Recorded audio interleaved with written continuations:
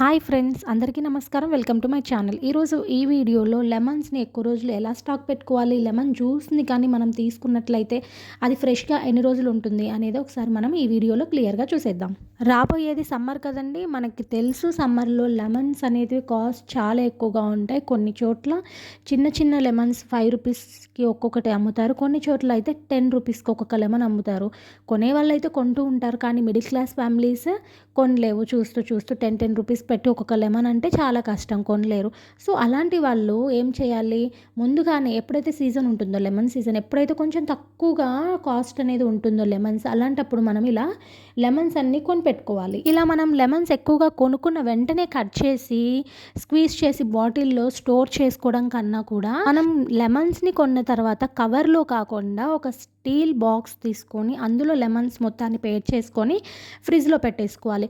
20 to 25 days అవి ఫ్రెష్గానే ఉంటాయి, పాడవవు. Lemons ఫ్రెష్వి తీసుకున్నామంటే ఫ్రెష్గా అలాగే ఉంటాయి. ఆఫ్టర్ 20 డేస్ మనం లెమన్స్ని స్క్వీజ్ చేసుకొని బాటిల్లో పెట్టుకోవడం వల్ల అవి ఇంకొక 1 మంత్ స్టోర్ అవ్వడానికి ఛాన్స్ ఎక్కువగా ఉంటుంది. 1 మంత్ వరకు కూడా మనకి స్మెల్ అనేది అసలే రాదు లెమన్స్. దాంట్లో మనం కాస్త కల్లుప్పు లేకపోతే పసుపు, సాల్ట్ ఏదో ఒకటి వేసుకొని పెట్టేసుకున్నాం అనుకోండి ఫ్రిడ్జ్లో, మనకి లెమన్స్ కొన్న తర్వాత నియర్లీ 1.5 మంత్ వరకు వస్తుంది. మనకి సమ్మర్ 2 to 2.5 మంత్స్ అయితే ఎక్కువగా ఉంటుంది. ఆ టైంలో మనం లెమన్స్ అసలు కొనాల్సిన పని లేకుండా ముందుగానే మనం కొనేసి లెమన్ని ఈ విధంగా స్టోర్ చేసుకోవచ్చు. లెమన్ జ్యూస్ అనేది డైలీ తాగడం వల్ల మన బాడీ అనేది డీహైడ్రేట్ అవ్వకుండా ఉంటుంది.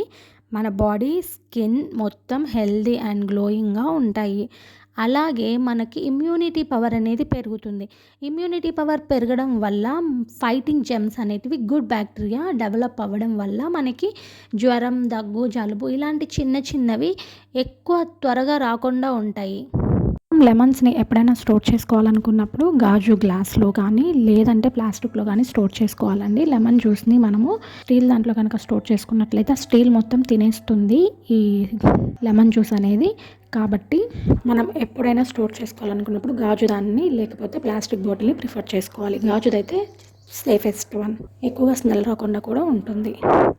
నేనైతే ఇక్కడ ఒక గ్లాస్ జార్ అలాగే ఒక ప్లాస్టిక్ బాటిల్ అయితే తీసుకున్నాను. చూస్తున్నారు కదా, నేను తీసుకున్న 16 లెమన్స్కి వచ్చిన జ్యూస్ అయితే ఇదండి. ఈ జ్యూస్ మొత్తాన్ని నేను కంటైనర్స్లో స్టోర్ చేసుకుంటున్నాను. ఏం లేదండి, లెమన్స్ని 2 పీసెస్గా డివైడ్ చేసుకొని ఆ తర్వాత చక్కగా స్క్వీజర్తో స్క్వీజ్ చేసేసుకోండి. స్క్వీజ్ చేసుకున్నప్పుడు మనకి అప్పుడప్పుడు విత్తనాలు పడే ఛాన్స్ ఉంటుంది. అలాగే వేసేసామనుకోండి కొంచెం చేదొచ్చే ఛాన్స్ ఉంటుంది. కాబట్టి మనం స్టెయినర్ హెల్ప్ తీసుకొని మొత్తాన్ని స్టెయిన్ చేసేసుకుందాం.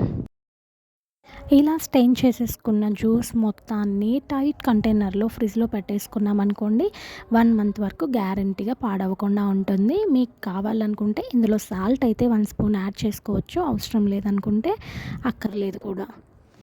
చూస్తున్నారు కదండి, నేను తీసుకున్న లెమన్స్కి అయితే నాకు 2 జార్స్ ఆఫ్ లెమన్ జ్యూస్ అయితే వచ్చేసింది. మొత్తం క్వాంటిటీ వైజ్ చూసుకున్నట్లయితే ప్లాస్టిక్ బాటిల్ వచ్చేసి 250 గ్రామ్స్ ఉందండి. ఈ గ్లాస్ జార్ అయితే 200 గ్రామ్స్ ఉంది. ఓవరాల్గా వచ్చేసి 450 గ్రామ్స్ వచ్చేసింది. అంటే బిలో 500 గ్రామ్స్, అంటే హాఫ్ కేజీకి తక్కువ.